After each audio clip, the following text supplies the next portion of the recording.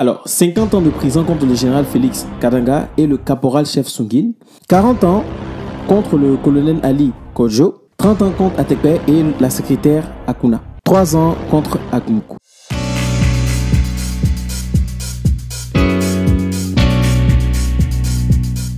Salut, bienvenue sur ma chaîne. Ici, on traite sur l'actualité, l'histoire, l'entrepreneuriat et le développement personnel. Si ces sujets te parlent et t'intéressent, alors abonne-toi, partage à toute personne à qui ça pourrait intéresser et tu as la possibilité de réagir en commentaire. Alors, dans l'ordre des peines requises, le procureur a requis 50 ans de réclusion criminelle pour le général de division Abalo Kadanga et le caporal-chef Sungin, qui était le chauffeur du colonel Majulba lors du crime.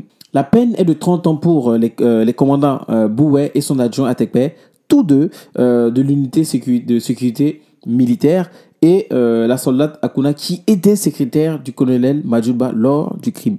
Le colonel Ali Kojo risque une peine de 40 ans de réclusion criminelle.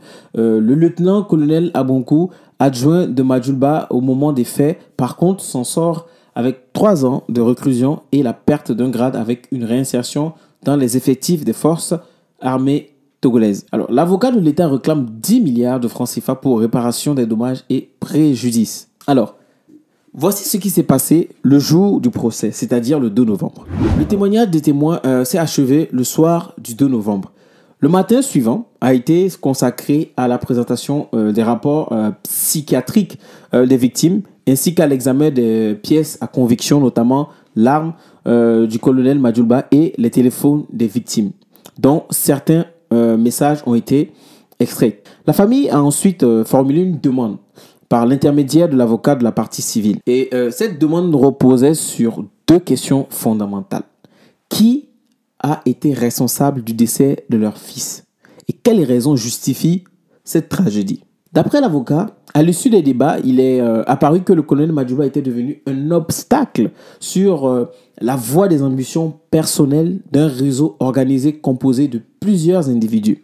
Ce meurtre n'était pas un acte isolé, mais plutôt une conspiration préméditée. Pour la famille, la mort du colonel Majulba représentait un message fort adressé à l'armée et à son chef, un symbole d'espoir pour la jeunesse togolaise, affirmant que personne ne pouvait échapper aux lois. Contrairement à une demande de réparation pécuniaire, la famille a souligné que l'essentiel résidait dans le fait que cet assassinat serve de leçon nationale et débouche sur des développements positifs pour le pays. Ils ont donc demandé un franc symbolique et la restitution des biens et effets personnels du colonel décédé. L'avocat représentant l'État a ensuite pris la parole, suggérant que l'assassinat du colonel était un message adressé au chef suprême. Il a évoqué l'implication de l'unité de sécurité militaire et la diffusion de tracts visant à déstabiliser le pays.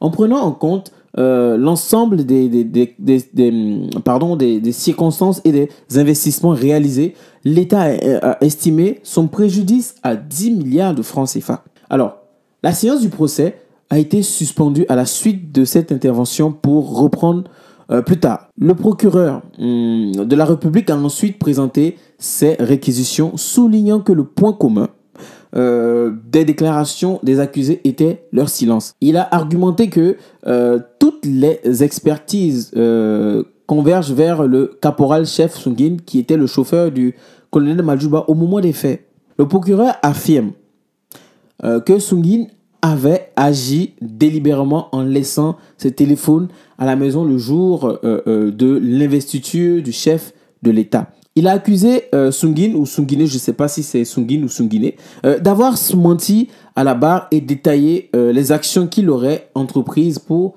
préparer l'assassinat, notamment en déposant une sacoche vide pour tromper le colonel, en remettant les armes à un complice, en nettoyant les preuves et en quittant le camp par un autre chemin. Et le procureur a conclu qu'il était la pièce maîtresse de cette opération, c'est-à-dire le chauffeur du colonel Majulba à ce temps. Concernant la soldate Akuna, le procureur l'a accusé d'avoir facilité le complot en fournissant les moyens aux malfaiteurs et en détaillant sa mission dans l'assassinat. En ce qui concerne le lieutenant-colonel Ali et le général Kadanga, le procureur a soutenu que le colonel Ali agissait sur les ordres du général Kadanga en exécutant des pratiques mystiques et en tentant de détourner les enquêteurs. Selon le procureur, tous leurs actes visaient à désorienter les enquêteurs, y compris l'implication de l'unité de sécurité militaire sur la scène du crime, les pratiques mystiques et les distributions de tracts.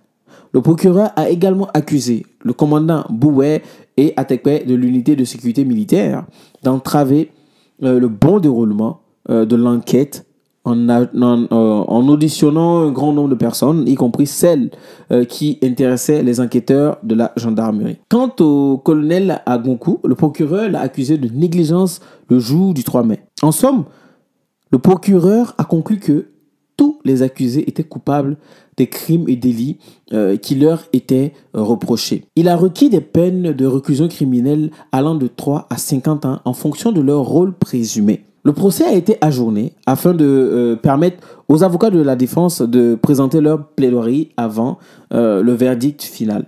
On a également appris que des réaménagements de cellules étaient en cours, mais la répartition des accusés entre Lomé et Kara serait décidée après le verdict final. Chers amis, on suit cette affaire de très près. Mais je vous dis merci pour toutes les personnes qui sont restées jusqu'à la fin de cette vidéo et à toutes les personnes qui se sont abonnées, à tous les nouveaux abonnés. Merci d'être là, merci de me donner la force et surtout, n'oubliez pas d'aimer la vidéo, de réagir en commentaire face à cette situation, ce que vous en pensez et de partager à toute personne qui